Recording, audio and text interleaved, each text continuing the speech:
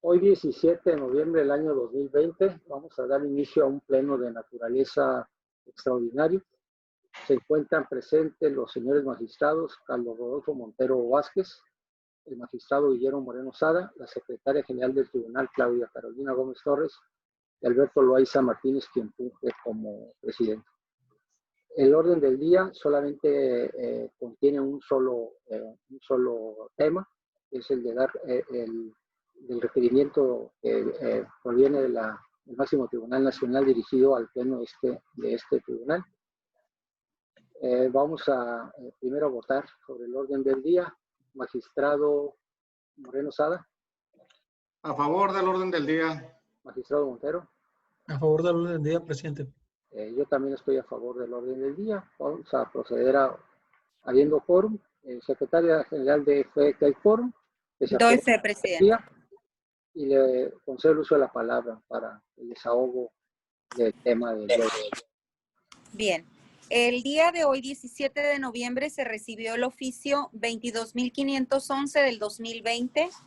Está suscrito por el secretario del Juzgado Quinto de Distrito en el Estado y deriva del juicio de amparo 391 del 2016. Nos comunica un acuerdo del día 13 de noviembre en el que tienen por recibido el oficio que les envía la Corte vía electrónica, en la que informa que se admitió un incidente de inejecución de sentencia relativo al juicio de amparo 391-2016 y que se registró con el número de incidente 87/2020.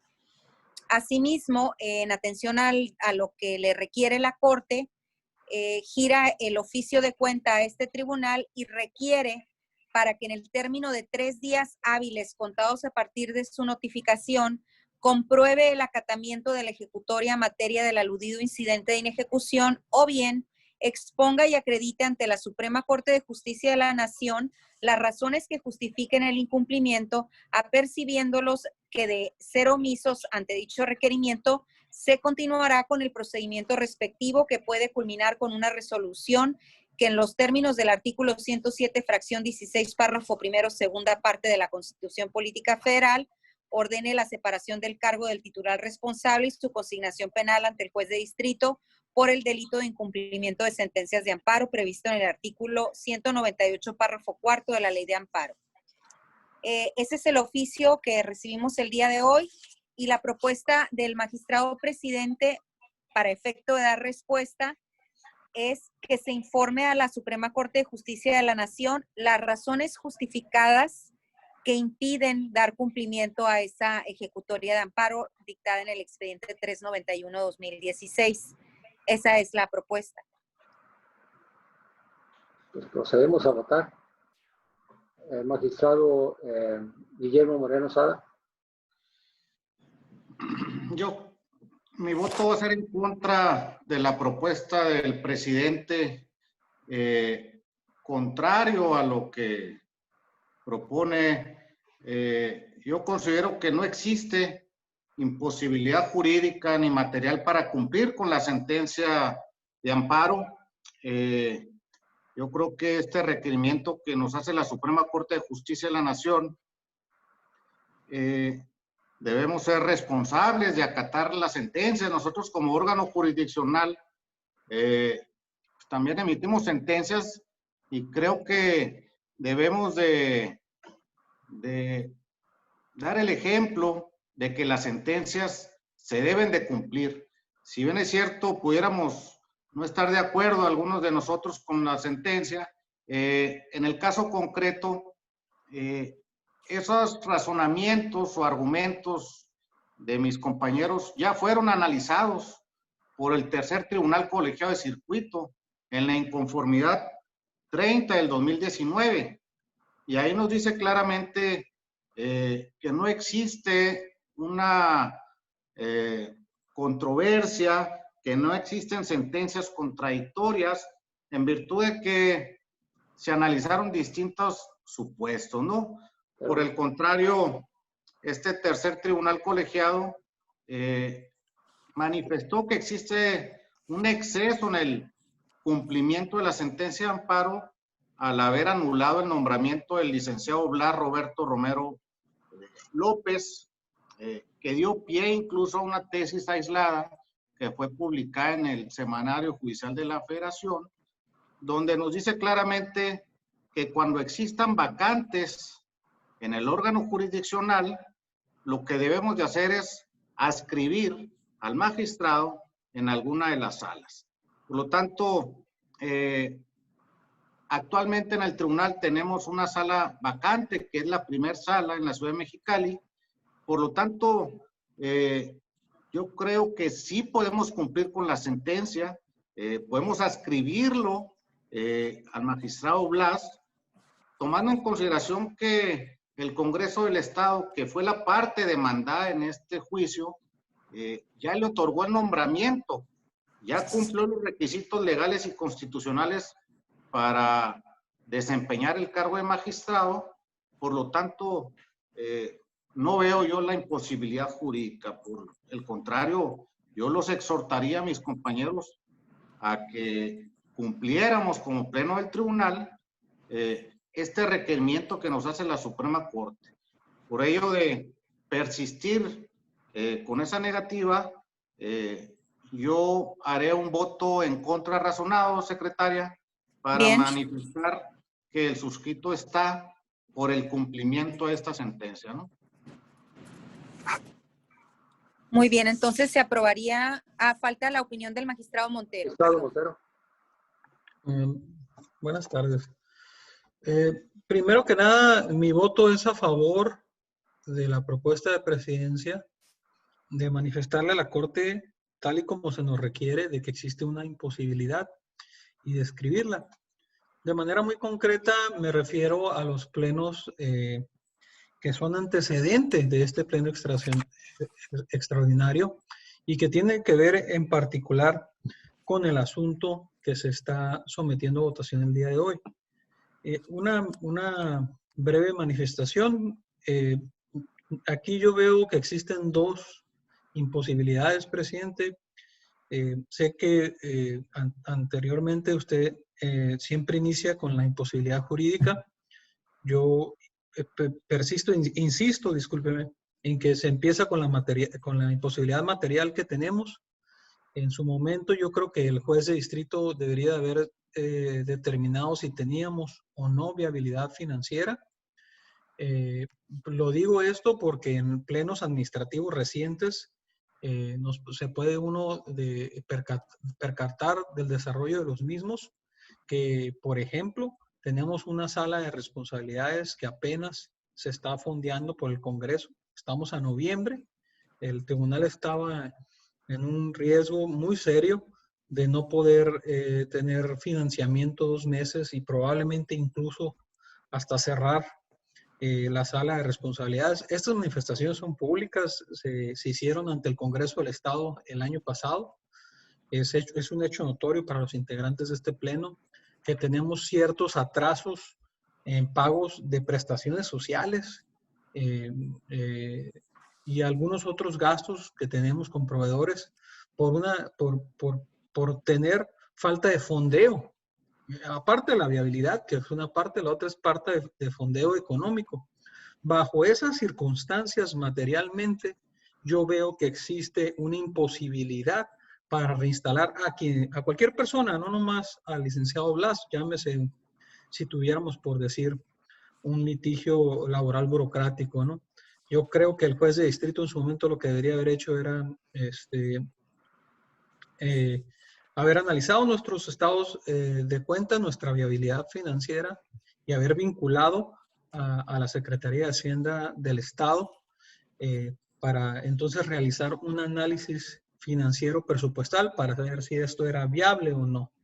No lo hizo porque nosotros manifestamos, y aquí estoy totalmente de acuerdo con el presidente, que independientemente de la imposibilidad que es material, que es financiera, presupuestal, tenemos imposibilidades que son jurídicas.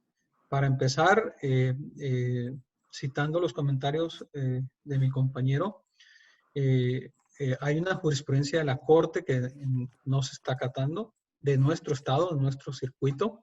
Es un antecedente muy importante el medio de impugnación que utiliza no voy a decir porque no es ni quejoso en el amparo que se está actuando. El medio de impugnación fue presentado extemporáneamente, si mal no recuerdo, más de 12 meses, 11, 12 meses de haber fenecido el término. Y no quiero ser repetitivo, pero estamos hablando de dos sentencias que son claramente contradictorias, emitidas por el mismo Tribunal Colegiado de Circuito.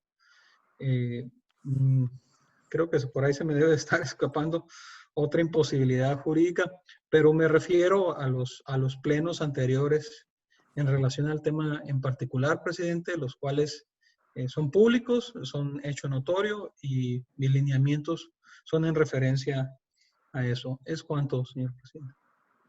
Muchas gracias.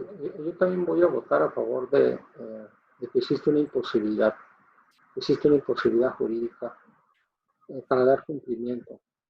Y voy a explicar de una forma muy breve por qué no estamos de acuerdo con la consideración del Tribunal Colegiado de Circuito. El juez de distrito señaló, resolvió que existía una imposibilidad jurídica para dar cumplimiento. Y sostuvo que existía una imposibilidad jurídica para dar cumplimiento porque existía cosa juzgada. El Tribunal Colegiado determinó, a través de un recurso que resolvió, dijo que no existía imposibilidad jurídica porque no había cosa juzgada. Y la razón por la cual no existía cosa juzgada es porque en el recurso de revisión que interpuso el licenciado Blas Romero contra una sentencia de juicio de amparo,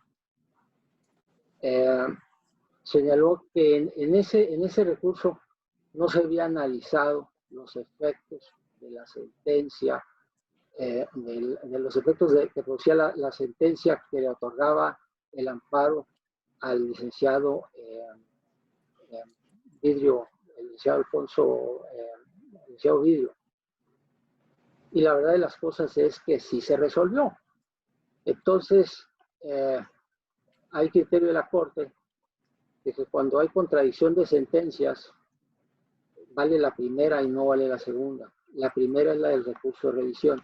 Entonces, estos antecedentes simplemente se exponen para las personas que tienen interés, están viendo la sesión y quieren saber por qué los integrantes de un tribunal deciden justificar el cumplimiento el que existe un incumplimiento, deciden justificar la causa deciden justificar por qué no hay cumplimiento de una resolución de amparo cuando las sanciones que pueden hacerse acreedores son severas, son destitución del cargo, inclusive es consignación también por delito, por no acatar una sentencia de amparo. Pero yo creo que el caso para mí es sumamente claro, es un problema de conciencia, y el caso este asunto es un asunto muy singular. Por esa razón he decidido votar en el sentido que estoy votando, ¿no? Que justificar ante la Suprema Corte de Justicia de la Nación la existencia de causas justificadas que impiden dar cumplimiento a la sentencia, y prácticamente la justificación se basa en las propias resoluciones del máximo tribunal del país. Entonces, compañeros, pues es obvio que cada quien nos mantenemos en las posturas que durante este ínter hemos estado siguiendo. El magistrado Guillermo Moreno Sada, de la opinión de que la sentencia debe de cumplirse, que no hay impedimento. El magistrado Montero y su servidor en el sentido de que existe impedimento. Entonces, pues hoy resolvemos de que se le haga de conocimiento al máximo tribunal del país que sí existe un impedimento. Obviamente, queremos, en el acuerdo que se tome, se dice que es por mayoría, por el voto del magistrado Carlos Rodolfo Montero Vázquez y de Alberto Loaiza Martínez, quien funge como presidente, obviamente con el voto en contra del magistrado Guillermo Moreno Sada. Esto hago el comentario porque la resolución, la información que se remite a la Corte, queremos dejar bien clarito que el magistrado Guillermo Moreno Sada no comparte ese criterio, para que tenga tranquilidad de que no es parte en el proceso ante la Corte. Y si quiere presentar voto particular o agregar hacer algún escrito agregado, toda la libertad de hacerlo, pero desde el principio que sepa que que tanto el magistrado Montero como su servidor, nos queda muy claro que esa es la posición, y que vamos desde los oficios que se remiten, vamos a dejar bien clara esa situación para que tenga tranquilidad, para que tenga la tranquilidad mental que merece, ¿no? Al estar ejerciendo esta función. Entonces, es el único tema que tenemos que ver. Así es. Entonces, pues damos por clausurada, ya habiendo mayoría sobre el tema, damos por clausurada esta sesión plenaria.